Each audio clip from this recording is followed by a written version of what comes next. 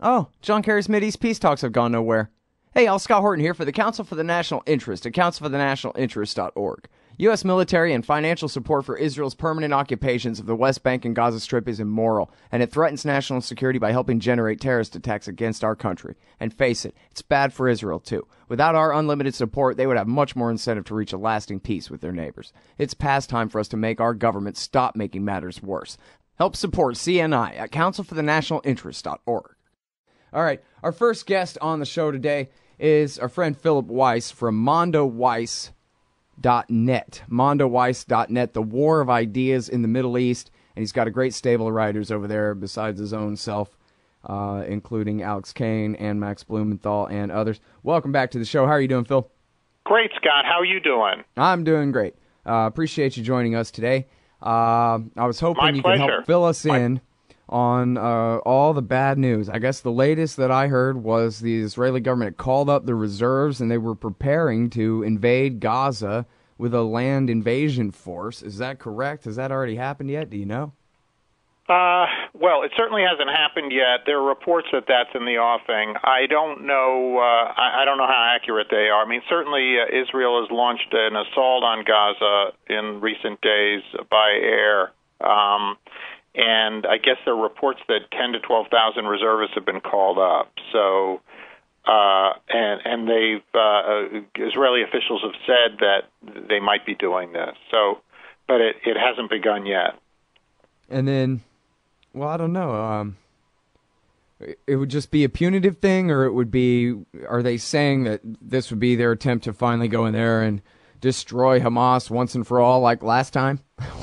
I think it's the latter. I mean, it's just, Groundhog Day in, but of a genocidal or a murderous version, Groundhog Day.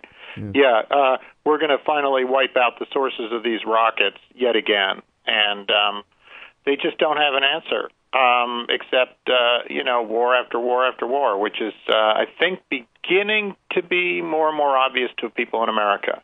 Right. Well, and the thing of it is, of course, is that these rockets, quote unquote, they come with ironic quotes. These are homemade devices. I mean, they can be deadly, don't get me wrong, but they're not deadly very often. They're basically, even under siege, Palestinian kids with kitchen cabinets can put together rockets like this. They'll always will be able to. That's true, although, I mean, I think that they have some fairly sophisticated devices that, wherever they're coming from, have a little bit more range and greater accuracy. But okay, so maybe they need a garage, not just a kitchen, but still. Yeah, yes.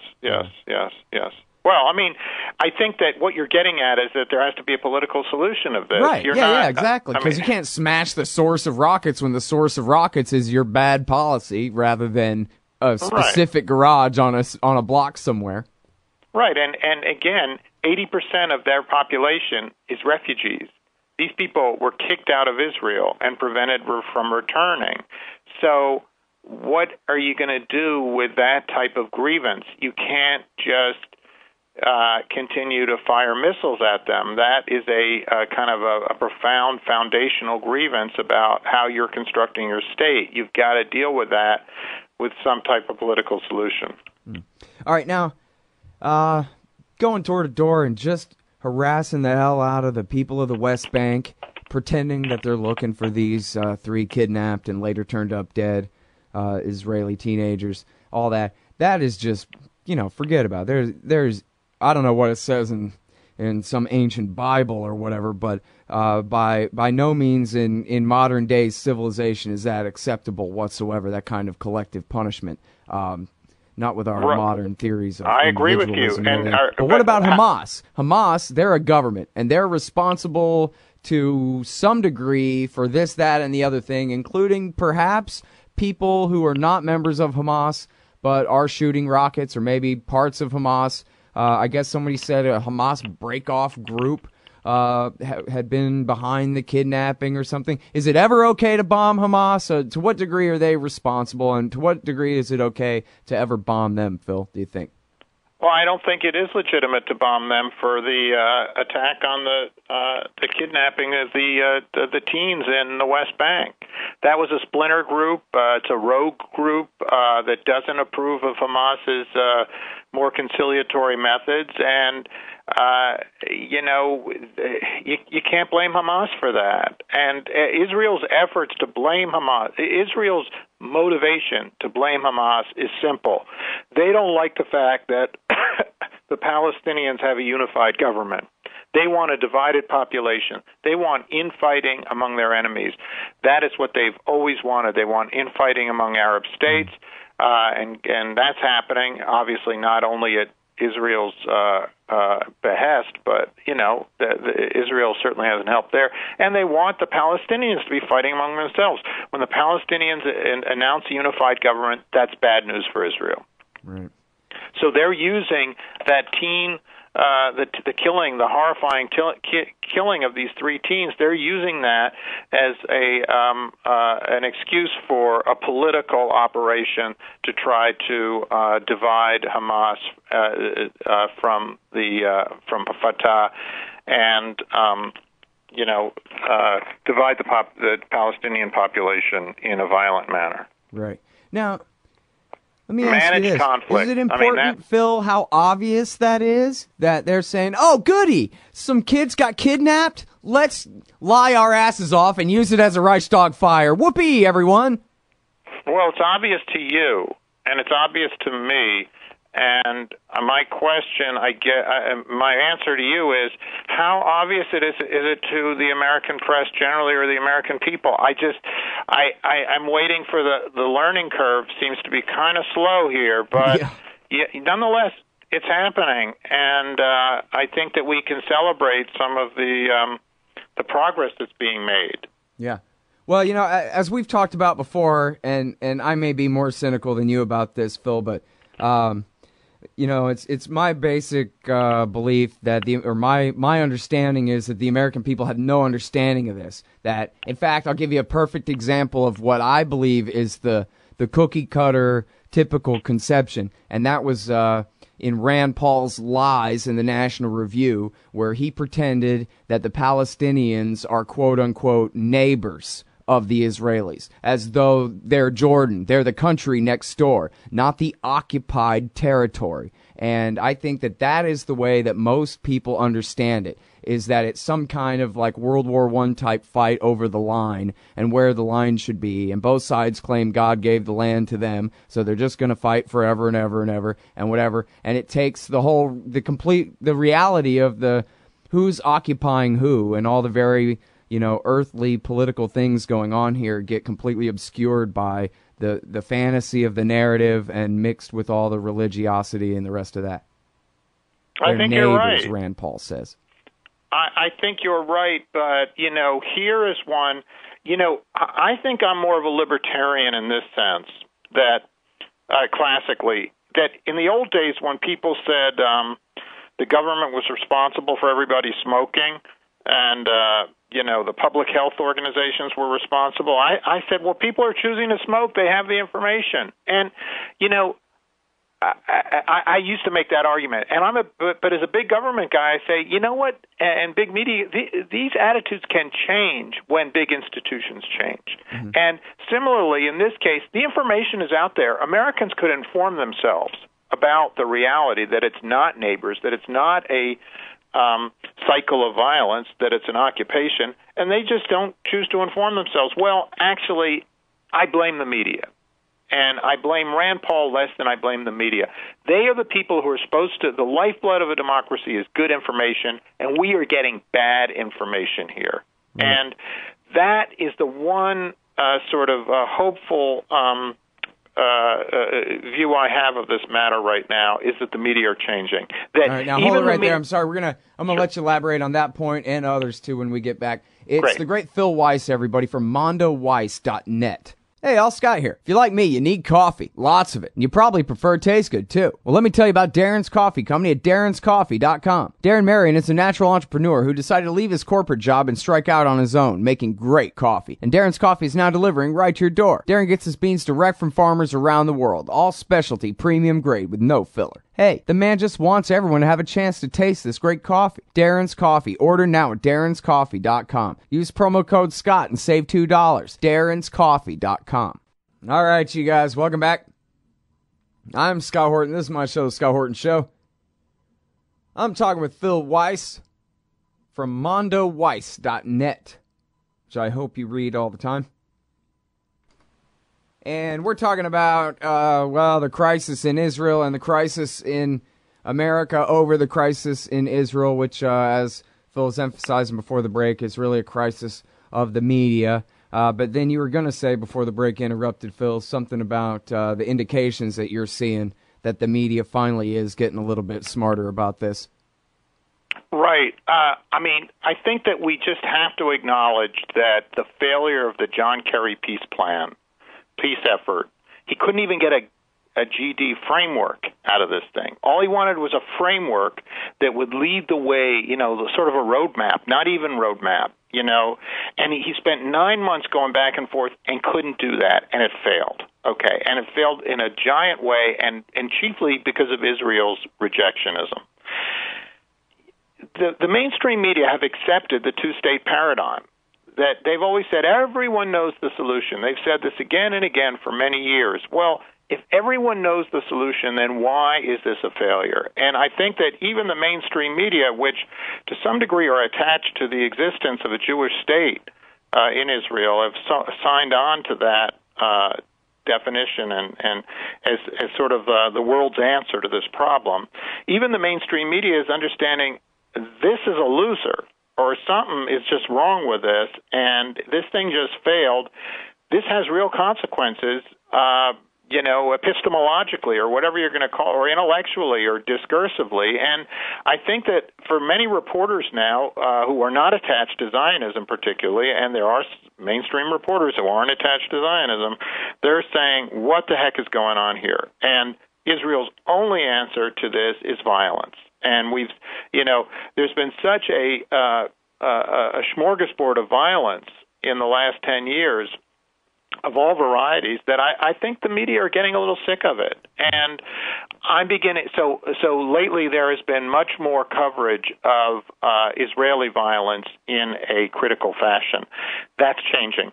And I think that if Israel were to invade Gaza,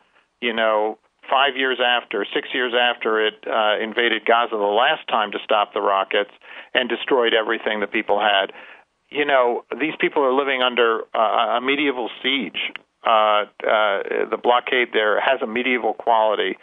I think the American media might really begin to change. And that goes back to your point that Americans don't know. They could know. It wouldn't take long for them to know. And I think that some of this, the language is changing in important ways. Right. Yeah, I think it's okay, especially with responsibility. We often use numbers to assign responsibility, but I'm a little more flexible than that. I can put all the responsibility on the liars and the liars by omission in media and on the American people who are too damn lazy and uncaring to go look it up for themselves, because mondoweiss.net has been sitting there, and so's antiwar.com, and so's Electronic Intifada, and a million other places where people can go to learn about this if they care to. So. But Scott, those folks get a lot of traffic. I'm a glass half full guy. Let me be clear. I'm a progressive, so I believe in glass half full. I think that humanity is stepping forward every day towards a brighter future. Now, I'm being a little ironic there, but don't you see some progress in American understanding on this? Yeah, it's okay. There. And again, it's just the very existence of the internet and the truth. And the truth be told, people's eyes get open. I'm sure you have been surprised, as I have, by ordinary people, quote unquote, ordinary people's expressions of impatience and rage at Israel on comment boards, on bumper stickers, right, in public forums. At the Democratic Convention, when they shoved that Jerusalem will always be undivided, there was a floor demonstration. Jeez, when was the last time there was a floor demonstration at the Democratic Convention? So. Right. And in the media, the changeover, I think, was kind of illustrated this week on CNN, where they had remarked on this tweet that men in Israeli police uniforms, because they were Israeli police, beat the living crap out of an American citizen on the West Bank as he's handcuffed and helpless on the ground. And then all of the responses to the tweet, of course, were mocking them for trying to pretend like it was questionable or not, whether these were actually Israeli police. But then on the other side of that, Jake Tapper, as I'm sure you've seen, gave a pretty substantial grilling to one Israeli flunky, functionary or another. And really, grilled him. Hey, man, all your critics say that what you did to this American is what you do to all Palestinians every day. And he was like, what? Nobody ever said that to me on TV Wasn't that before. Great? It's great. Hats off to Tapper, I think he knows the story. And, again, I put him in the category of a lot of journalists who've gone along with a paradigm because that's the solution that they've been given. And now they see a lot of problems with it, and they have to be responsible. I mean, I'm not as cynical as you are. I've got my cynicism, but I think there's a certain amount of intellectual responsibility they feel to tell people, hey, well, this thing might be falling apart, Yeah. Well, and it is. I mean, and to get back to what's mostly missing here in media that finally is starting to change in a positive way is a real crisis. Can you tell us more about what's going on the ground there now? Or in the last few weeks and leading up to today? I think that, what we've seen is a real uptick in violence in the last few weeks, to the point that even Brian Williams on NBC is talking about a possible intifada. I mean, far be it from an American to tell Palestinians whether they're having an intifada, but there's been a lot of a lot more resistance on the West Bank. There have been Israeli raids across the West Bank. Hebron, the largest city, has been locked down again and again, and freedom of movement has been restricted across the West Bank even more than it usually is. So I think that and there's a sense of panic on the part of Israeli leaders by the reunification of Fatah and Hamas, the political factions of the Palestinian society, and the breakdown of the two-state paradigm, the increasing criticism of Israel in international forums, the growth of BDS, the boycott movement. All these things are making Israel a more panicked and, I think, a violent actor. And so I think, I mean, there are crises there all the time. I don't know if what level of on the Richter scale we're headed for, but I think this could be a landmark year in terms of the understanding of Palestinian resistance worldwide. And Israel would like nothing more than for that resistance to be violent, because it has an answer to violent resistance.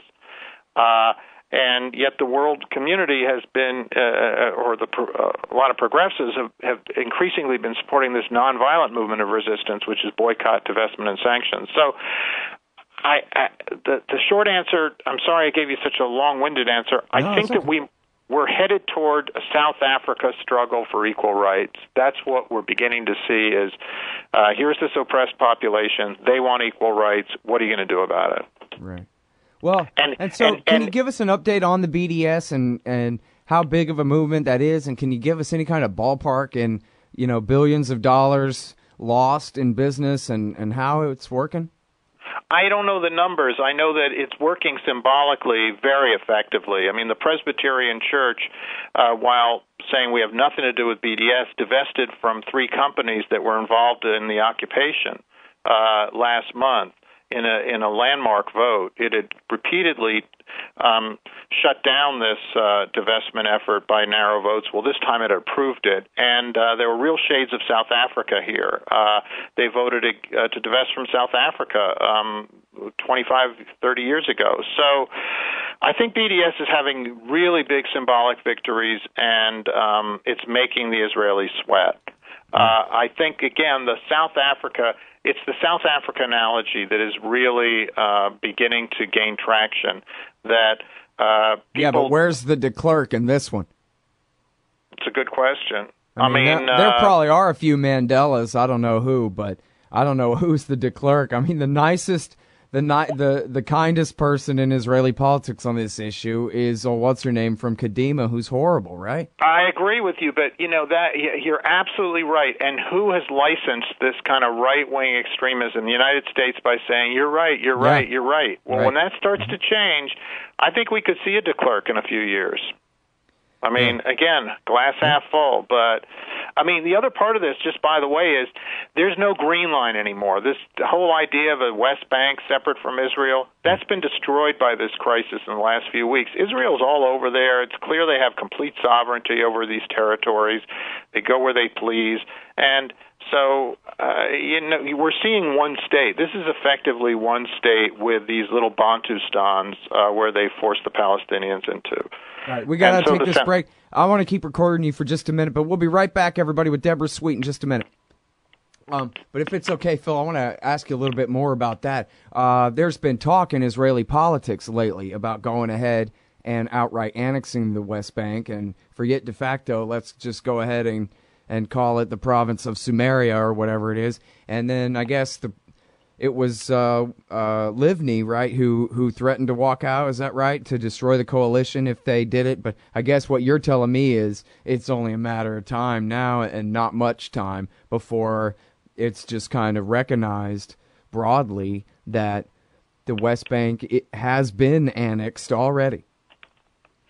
I think it de facto is annexed. I mean, we're talking about de facto one country. I think the official de jure recognition, though, is not going to happen for a while, particularly because of the pressures. And, I mean, what the United States would do if they did that. I think there would actually be some pressure from the United States. But de facto, yeah, that's what we're dealing with. We're dealing with one country. Yeah. And yeah. Well, in that sense, it really has been since '67, since they never meant to give up any of it. And it's always just been a ruse, this peace process, this whole time, just for keeping it anyway. So why? It certainly looks that way. Yeah. So, I mean, certainly in practice, it's played out that way anyway. But so then here's my only thing about that. Of course, I would rather have a no-state solution, or at least the most limited state possible, just your local kind of, peace deputy walking around on the night watchman state. That way there's very little to fight about, and so identity politics don't have to play that much of a role, because who cares who's in charge of the very, very, very limited government, that kind of thing. But what I'm looking at in the real world I live in is that if it's really a one state thing and the Palestinians are a majority, then and they're, basically the Israelis have to decide, or somehow by international pressure they're forced to choose democracy over Jewishness of the state, then there'll be another massive Nakba, and they'll just massacre everybody or drive them into the Jordan River or something, and make sure to keep the demographic majority even inside the new greater Israel, which would be, an absolute horrible humanitarian catastrophe. So it's sort of just from I don't even have a dog in the fight, but just looking at it as an observer, it sort of seems like, probably just never mind morality, about what, the perfect or the good or whatever, but just what solution would be less likely to see the Palestinians just outright butchered by the Israelis would probably be a two-state solution rather than a one-state one. I love what you're saying, because there's so much overlap between you and Noam Chomsky here.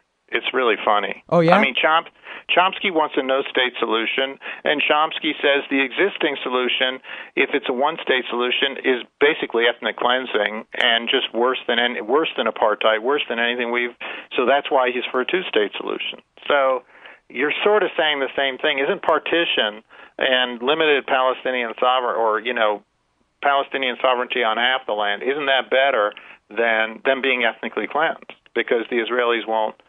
And I think don't get me wrong. I mean, I would have the Israeli parliament abide by a very limited rule of law, and then let all the Palestinians vote for members of it. Again, if it's that limited in its power, let everybody have a one state and equal rights and all that. I mean, it's not like I'm saying, we got to appease the KKK in the South, so that they don't, do even worse or something like that. I'm not taking that side, but I'm just saying, realistically speaking, boy, who's going to stop the Jewish KKK from cleansing the West Bank of Palestinian Muslims and Christians? And that's where I go to my identity politics, and I say that you're right that has been licensed by the United States again and again, but look at the Jewish community in the United States. I think it's changing enough that they may actually say, this is crazy. And similarly, the politicos in the United States might begin to say, this is crazy. That's why I'm glass half full, that a declare could emerge, that the international pressure is transforming the politics of this, and Israel's aggression on the West Bank is actually a symptom of the greater and greater pressure they're facing. Right. All right. Well, I'm sorry I've already kept you way over time. No worries, Thank you so much, Phil. Thanks. It's always great talking to you, Scott. Great to talk to you, too. That's Phil Weiss, everybody. The great Phil Weiss from mondoweiss.net. And he's been a great journalist for a great many years, and for the last quite a few on Israel-Palestine pretty much exclusively. He's got a great stable of writers over there, Horowitz, Roth, and Blumenthal, and et cetera. And we'll be right back with Deborah Sweet in just a minute. Hey, y'all, Scott Horton here for WallStreetWindow.com. Mike Swanson knows his stuff. He made a killing running his own hedge fund and always gets out of the stock market before the government-generated bubbles pop, which is, by the way, what he's doing right now, selling all his stocks and betting on gold and commodities. Sign up at WallStreetWindow.com and get real-time updates from Mike on all his market moves. It's hard to know how to protect your savings and earn a good return in an economy like this. Mike Swanson can help. Follow along on paper and see for yourself. WallStreetWindow.com. Hey, y'all, Scott Horton here. It's always safe to say that one should keep at least some of your savings in precious metals as a hedge against inflation. And if this economy ever does heat back up and the banks start expanding credit, rising prices could make metals a very profitable bet. Since 1977, Robertson Roberts Brokerage Inc. has been helping people buy and sell gold, silver, platinum, and palladium, and they do it well. They're fast, reliable, and trusted for more than 35 years. And they take Bitcoin. Call Robertson Roberts at 1-800-874-9760 or stop by rrbi.co. Hey, you own a business? Maybe we should consider advertising on the show. See if we can make a little bit of money. My email address is scott@scotthorton.org. Hey, Scott Horton here to tell you about this great new book by Michael Swanson, The War State. In The War State, Swanson examines how Presidents Truman, Eisenhower, and Kennedy both expanded and fought to limit the rise of the new national security state after World War II. If this nation is ever to live up to its creed of liberty and prosperity for everyone, we are going to have to abolish the empire. Know your enemy. Get The War State by Michael Swanson. It's available at your local bookstore or at Amazon.com in Kindle or in paperback. Just click the book in the right margin at scotthorton.org or thewarstate.com.